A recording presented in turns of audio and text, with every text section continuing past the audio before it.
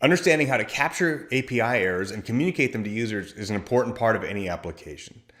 And there are a couple methods for doing this in Canvas app. In this video, I'm going to show you both of the methods. One of them is an experimental method using if error, and the other one is using Power Automate to kind of to shape how the response comes back to Canvas apps. So this is the app we'll be using for this. It uses the MSN weather connector, and when you pass it a city, it returns the weather forecast, and the city name gives you a banner at the top if it's successful. If you give it a bogus city name, it's going to pass an error. We're going to get the error details at the bottom, and then the icon will show if there's an error. This X icon gives you the control, and then the actual message passed back from the API. So let's talk about how this works. So the API is actually called in the buttons on select. And so I'm initializing this variable here, var API error, to blank. And then I'm using the if error method.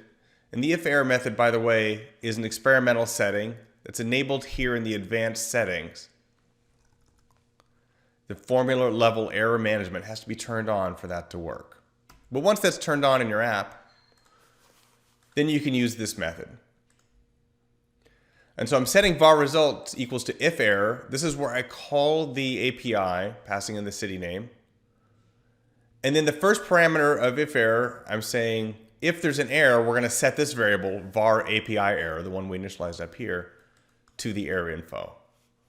And then in that same clause, so there's a semicolon here, not a comma, we're returning blank to var result. So var result will be blank.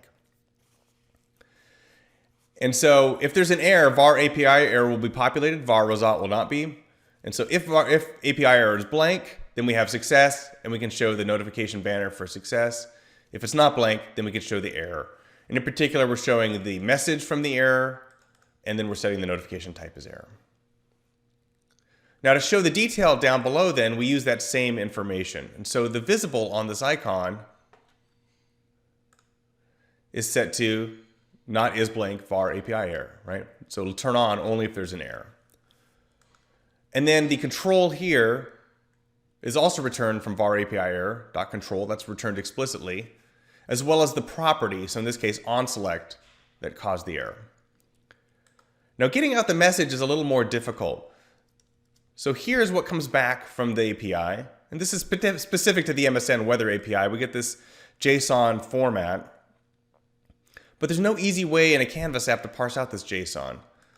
So instead we're using match and a regular expression that looks for this term here, code, and then brings back the match, removes the word code, and returns just location not found in our example. And so that's the Canvas way of doing this using if error. Now there's another way to do it using Power Automate. So let's show that in this screen here. So again, it behaves the same way. If I pass in a city that works, I get the city name. And if I pass in a bogus city, I get 404 and the location. Now this one, we're doing some processing in Power Automate to normalize the responses. So what's coming back to the Canvas app is always a status 200, and the real status of the response is returned in the body. And this schema here is one that I defined, and it matches whether we get a successful response or an error response here on the right. So we always get the same schema back, but we're indicating for successful and the status, and then the success data or the error message data in this case. And so what we do is we call the forecast, we pass in the city name, and then we have the run after configured to a successful run here, and then that sets up the response, and this run after is set to a fail response. And then that feeds back this failed response.